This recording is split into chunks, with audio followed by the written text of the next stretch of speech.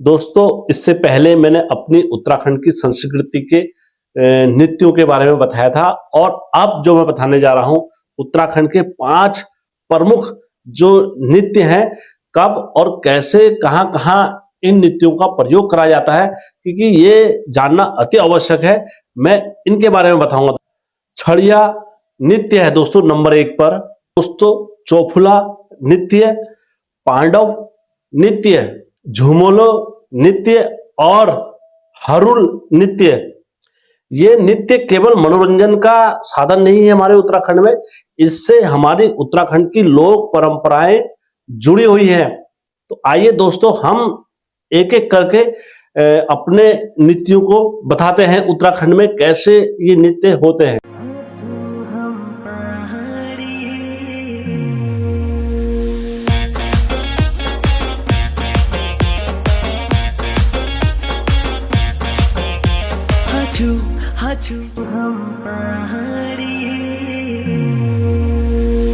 दोस्तों, छड़िया नृत्य आखिर कहाँ प्रसिद्ध है और कहाँ का है?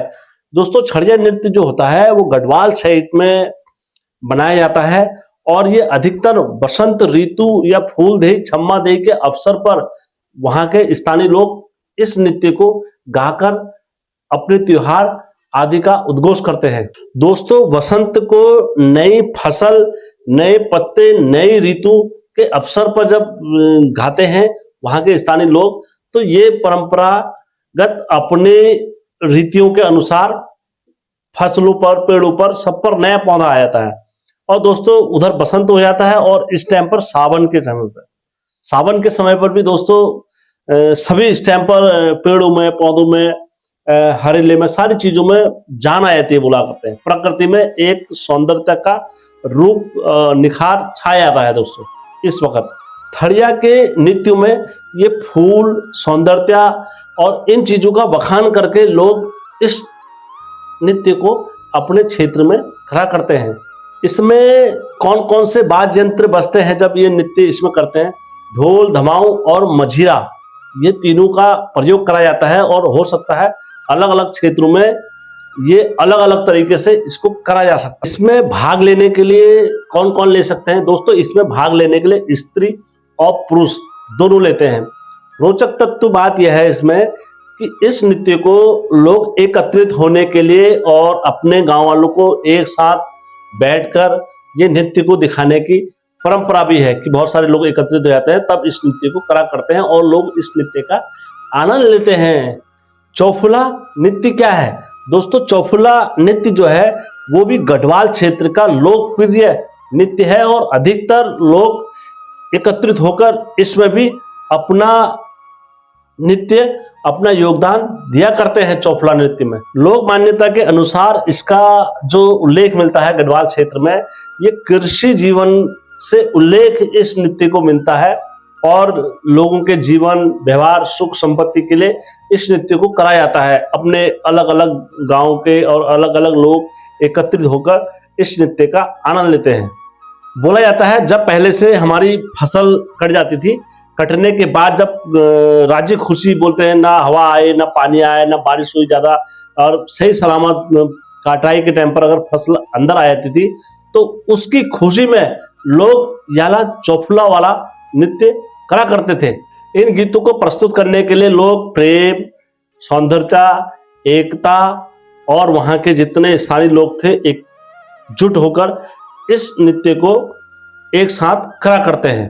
पांडव नृत्य पूरे संपूर्ण उत्तराखंड की एक अलौकिक लीला दिखाई जाने वाली लीला है और इसे स्थानीय लोग अपने अपने क्षेत्रों में समय समय पर करते रहते हैं। पांडव नृत्य दोस्तों, जब भी हम पांडव नृत्य या मंडान की बात करते हैं तो पांडव नृत्य उसमें महाभारत काल से जुड़ा हुआ होता है और कई स्थानों पर ये 1-2 घंटे का नहीं होता है, कई स्थानों पर ये 4-5 दिन का या 6 दिन का इस नृत्य को करा करते हैं। दोस्तों, इस नृत्य को कई जगहों पर ऐसा नृत्य के रूप में लिया जाता है, ये कई जगहों पर लोगों की आस्थाएं, विश्वास और लोगों की करुणा और भक्ति से जुड़ा हुआ होता है। इससे काफी लोग अपनी आस्था और अपने इष्ट देवता के रूप में भी इस नृत्य का पूजन गायन करा करते हैं गढ़वाल में। ये जो कार्यक्रम होता है मुख्य रूप से ये होता है चमोली, रुद्रप्रयाग, उत्तरकाशी, पोहड़ी और टेहरी।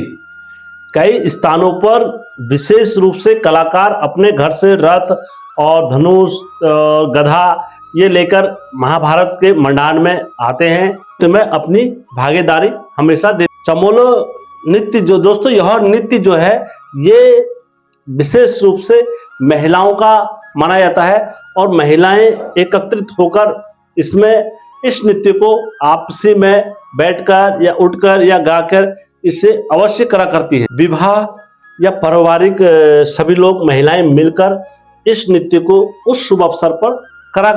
जब भी ये गीत गाते थे तो इन गीतों में पहाड़ का जीवन, पहाड़ की आस्थाएं और देव परंपराएं और इसमें अपने सम्मिलित होकर इन गीतों का आनंद लेते थे।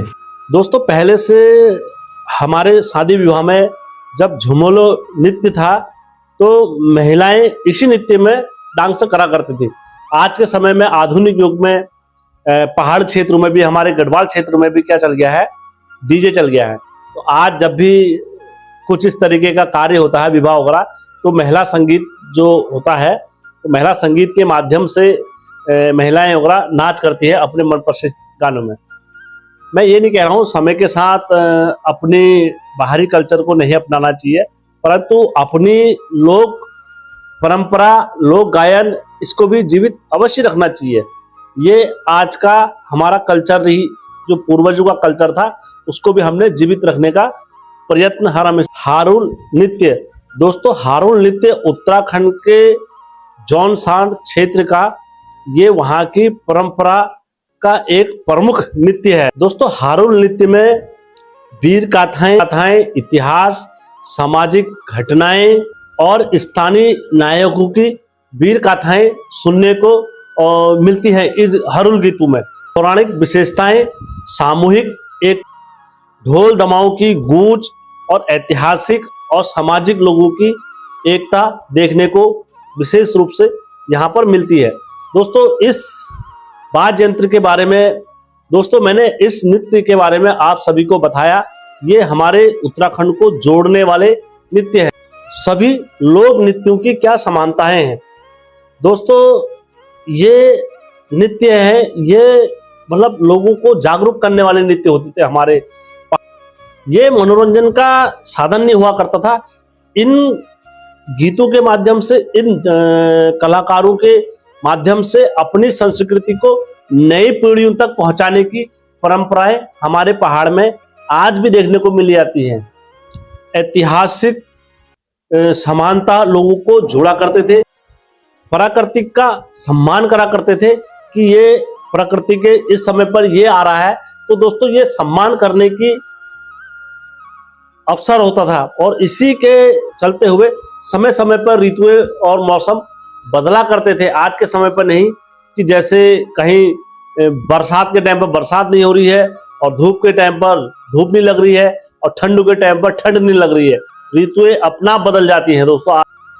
और इसी लोक गीत के माध्यमों से अपनी संस्कृति को पीढ़ी दर पहुंचाने का कार्य करा करते थे हमारे पूर्व। दोस्तों उत्तराखंड की पहचान केवल एक हिमालय नहीं है, हमारे या उत्तराखंड के मंदिर नहीं है, या हमारे उत्तराखंड के लोक देवता नहीं हुआ करते हैं, बल्कि हमारा उत्तराखंड का कल्चर और नृत्य और ढोल धमाऊ, ये भी हमारी उत्तराखंड की क्या है, पहचान है और धरोहर है।